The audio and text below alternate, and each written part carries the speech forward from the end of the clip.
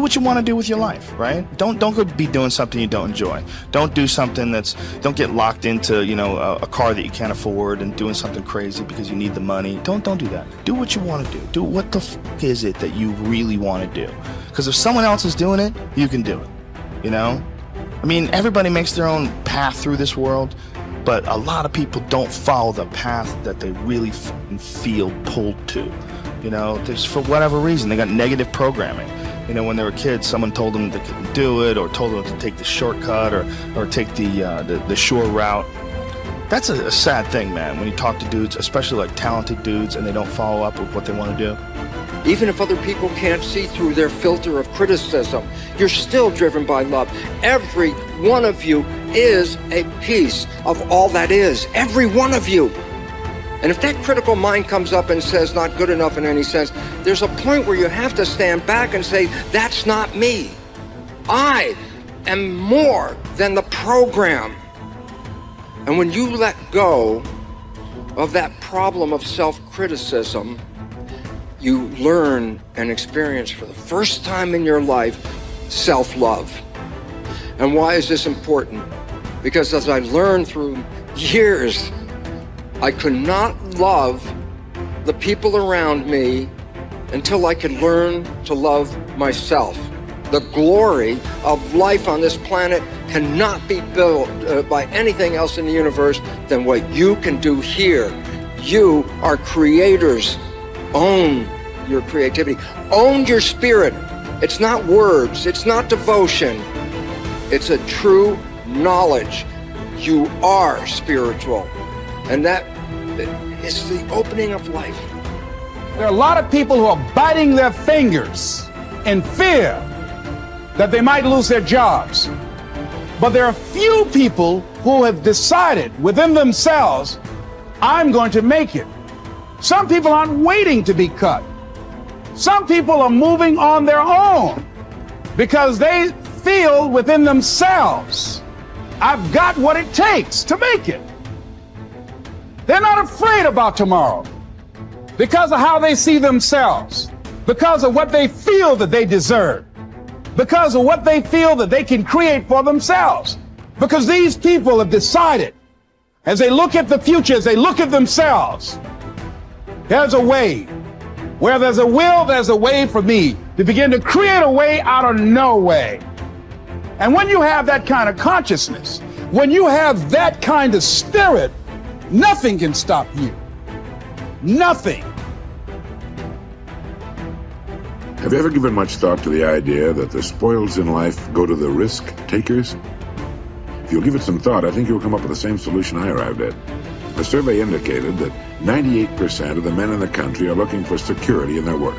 That is, they're mainly interested in losing themselves deep in the warm, nourishing viscera of some large corporation, which is fine. I'm not knocking it. I'm just commenting on it. But these are not, as a rule, the risk takers.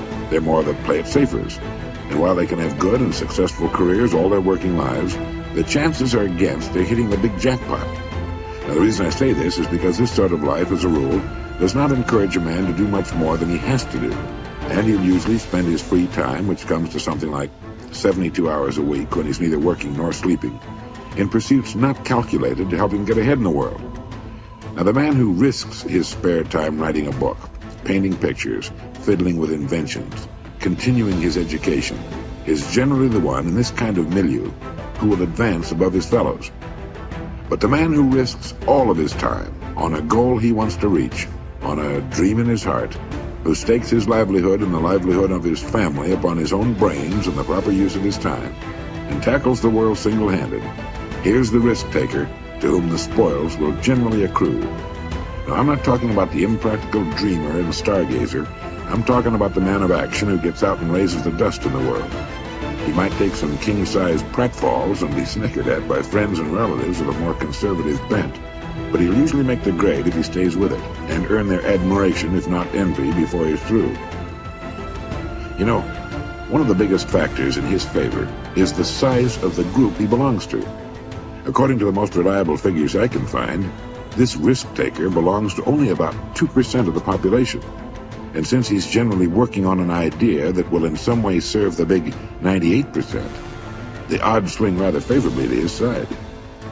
Additionally, a man on his own must think. He must devote more of his days to thinking. Conversely, the man with a good steady job who's familiar with his work and surroundings can go along pretty well from day to day without doing any creative thinking at all.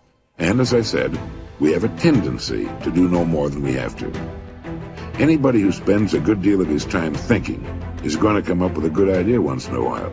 The law of averages is definitely on his side. And if you think about it a minute, you realize that he only needs a few, maybe only one really good idea to make it big. Now, the more you think about it and analyze it, the more it makes you think that what appears to be the risk taker really isn't nearly as big a risk taker as you might imagine.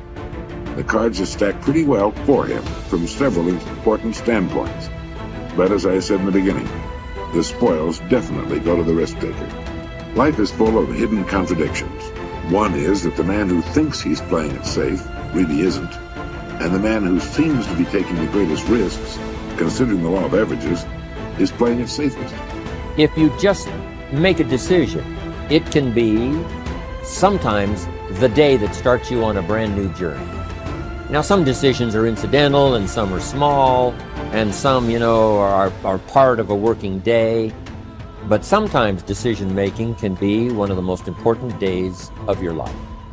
Maybe a decision you've postponed, and now you understand the penalty of postponing that decision. You've got to do something, and finally you come to the conclusion, today is the day. I now decide.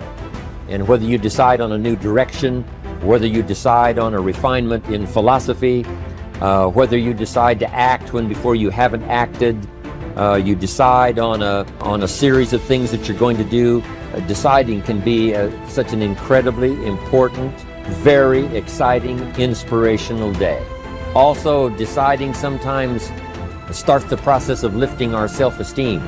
Sometimes when you look back on it, the day that you decided was just about as exciting as the day when you finally accomplished the project.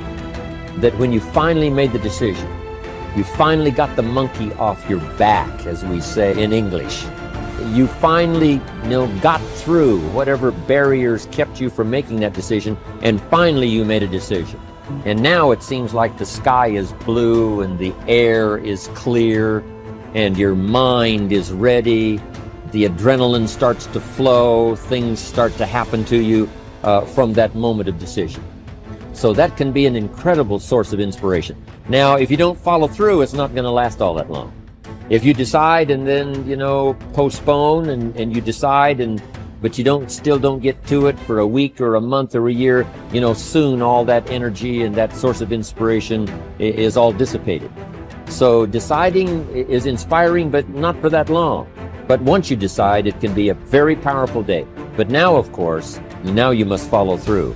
But if there's some things you've been postponing, some decisions you have just, hadn't gotten to, I would ask you to just, take out your journal and just go through, what have I been postponing that's not going to be better for my health? It's not going to be better for my future. It's not going to enhance my finances. Maybe a problem needs to be solved. I got to decide when I'm going to do it and how I'm going to proceed. I need to get to it. I promise you, if you'll go through some of that list and start making those decisions, your inspiration will start to flow, and those could be very critically important, exciting days. Indecision is the thief of opportunity. Indecision means the door is still closed. Indecision means the opportunity waits. Indecision means what could be is postponed or may never be. And those are all the penalties of indecision. And sometimes we can't make a snap judgment. We can't decide immediately on something so important. But after a while, we must understand sometimes the heavy penalty of putting off our decision making. So, one source of inspiration, deciding. Nothing is so embarrassing as watching someone do something that you said could not be done. People who embrace possibility thinking are capable of accomplishing tasks that seem impossible because they believe in solutions. When you believe you can do something difficult and you succeed, many doors open for you. Big thinkers are specialists in creating positive, forward-looking, optimistic pictures in their own minds and in the minds of others. If you embrace possibility thinking, your dreams will go from molehill to mountain size, And because you believe in possibilities, you put yourself in position to achieve them. The winners in life think constantly in terms of I can, I will, and I am. Losers, on the other hand, concentrate their waking thoughts on what they should have done or what they don't do. If you believe you can't do something, then it doesn't matter how hard you try, because you've already lost. If you believe you can do something, you have already won much of the battle. The first step in becoming a possibility thinker is to stop yourself from searching for and dwelling on what's wrong with any given situation. Sports psychologist Bob Rotella recounts, I tell people, if you don't want to get into positive thinking, that's okay. Just eliminate all the negative thoughts from your mind. Whatever's left will be fine. If possibility thinking is new to you, you're going to have to give yourself a lot of coaching to eliminate some of the negative self-talk you may hear in your head. When you automatically start listing all the things that can go wrong or all the reasons something can't be done, stop yourself and say, don't go there. Then ask what's right about this. That will help to get you started. And if negativity is a really big problem for you and pessimistic things come out of your mouth before you've even thought them through, you may need to enlist the aid of a friend or family member to alert you every time you utter negative ideas. One of the best ways to cultivate a possibility mindset is to prompt yourself to dream one size bigger than you normally do. Let's face it, most people dream too small. They don't think big enough. Henry Curtis advises, make your plans as fantastic as you like, because 25 years from now they will seem mediocre. Make your plans 10 times as great as you first planned, and 25 years from now you will wonder why you did not make them 50 times as great. If you push yourself to dream more expansively, to imagine your organization one size bigger, to make your goals at least a step beyond what makes you comfortable, you will be forced to grow. And it will set you up to believe in greater possibilities. Most people want their lives to keep improving, yet they value peace and stability at the same time. People often forget that you can't improve and still stay the same. Growth means change. Change requires challenging the status quo. If you want greater possibilities, you can't settle for what you have now. When you become a possibility thinker, you will face many people who will want you to give up your dreams and embrace the status quo. Achievers refuse to accept the status quo. As you begin to explore greater possibilities for yourself, your organization, or your family, and others challenge you for it, other possibility thinkers across the country and around the world are thinking about curing cancer, developing new energy sources, feeding hungry people, and improving quality of life. They are challenging the status quo against the odds. And you should too,